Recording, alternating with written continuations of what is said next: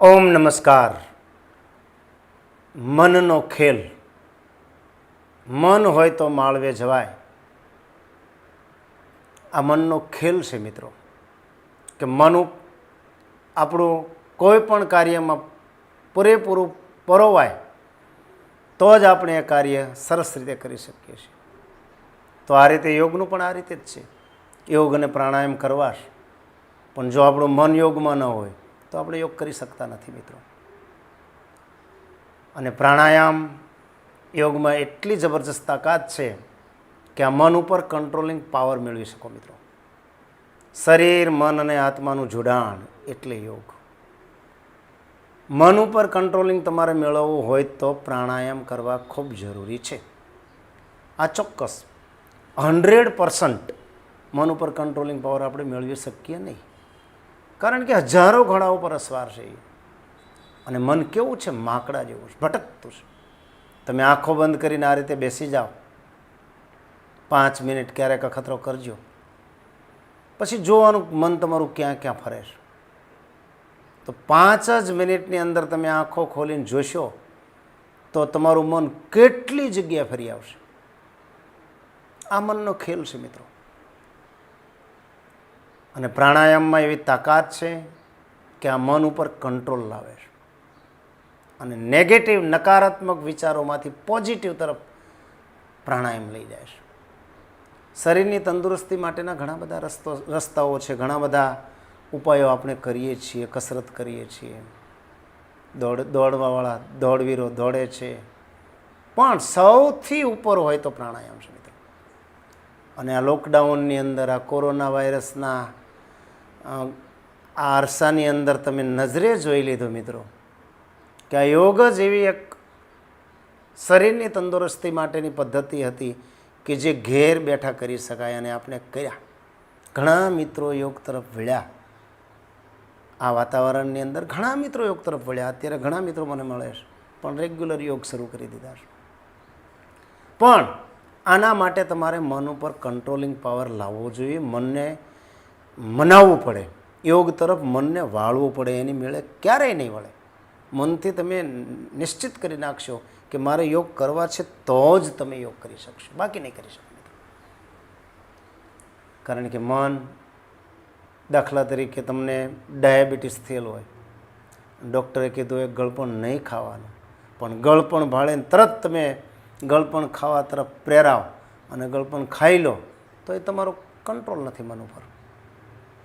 તંદુરસ્ત જીવન જીવવું હોય તો ખોરાક ઉપર કંટ્રોલ એ પહેલું પગથિયું છે મિત્રો.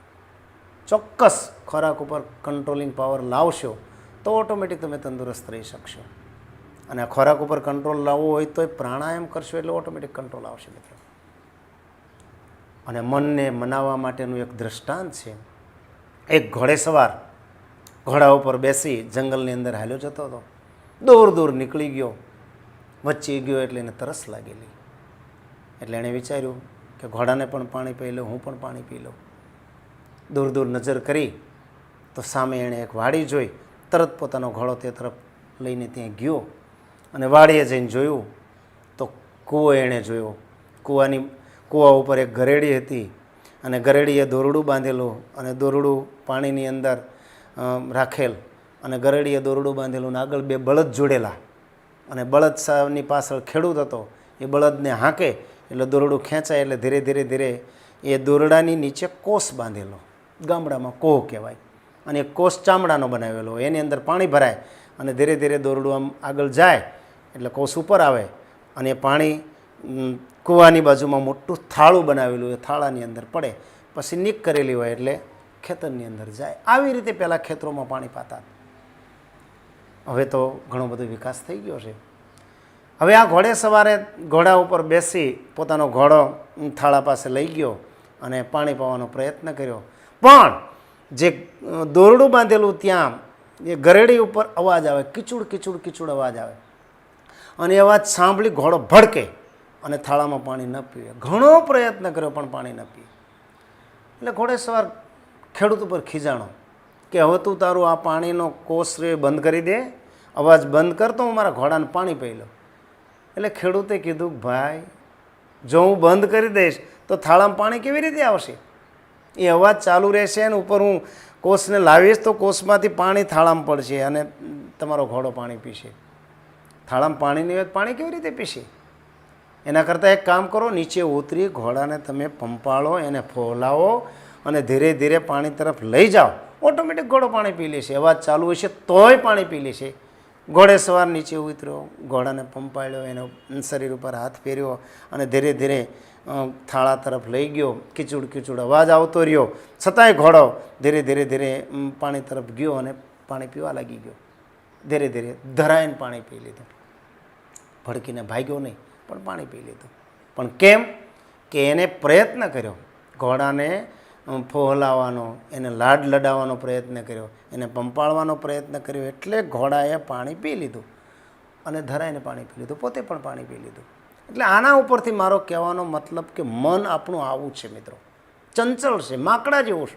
ઘડીએ કંઈ સ્થિર નહીં રહી શકે. તમે પ્રયત્ન કરશો તો પણ નહીં રહી શકે. તો એને તમારે યોગ તરફ જો વાળવું હોય તો ચોક્કસ એને ધીરે ધીરે પ્રયત્ન કરવો પડે, એને ફોહલાવવું પડે, મનને કંટ્રોલ કરવો પડે. એને ધીરે ધીરે યોગ તરફ વાળશો તો યોગ તમે નિયમિત કરી શકશો મિત્રો. અને જો યોગ અને પ્રાણાયામ કરશો તો મન ઉપર તમે કંટ્રોલ લાવી શકશો મિત્રો. કારણ કે મન ઉપર જો કંટ્રોલ નહીં હોય તો તમારું શરીર ક્યારેય તંદુરસ્ત નહીં રહી શકે મિત્રો. માનસિક પરિસ્થિતિ અને અત્યારે મોટા ભાગના રોગો મનના કારણે છે મિત્રો. આપણી મનની સ્થિરતા ન હોય, એકાગ્રતા ન હોય, એના કારણે મોટાભાગના રોગો થાય છે. અને આ રોગોમાંથી નીકળવું હોય તો મન ઉપર કંટ્રોલ ખૂબ જરૂરી છે મિત્રો. એટલે મારી વિનંતી છે, નિયમિત પ્રાણાયામ કરો. ભસ્ત્રિકા પ્રાણાયામનો મેં વિડીયો મૂક્યો છે, પહેલાં ભસ્ત્રિકા કરજો, કપાલભાતિ કરજો. અને આજે ત્રીજું પ્રાણાયામ હું તમને શીખવાડવાનો છું, બાહ્ય પ્રાણાયામ. હવે બાહ્ય પ્રાણાયામ કેવી રીતે કરવાનું? સિદ્ધાસન જ્ઞાન મુદ્રામાં બેસી જવાનું, શ્વાસ ભરવાનો, પૂરેપૂરો શ્વાસ ભરી શ્વાસ છોડી પેટ અંદર ખેંચી લેવાનો.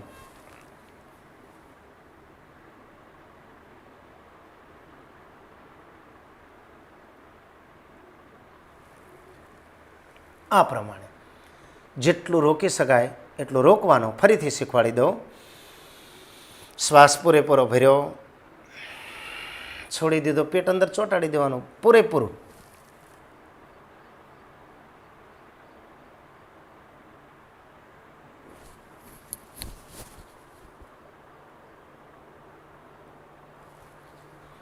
આ પ્રમાણે.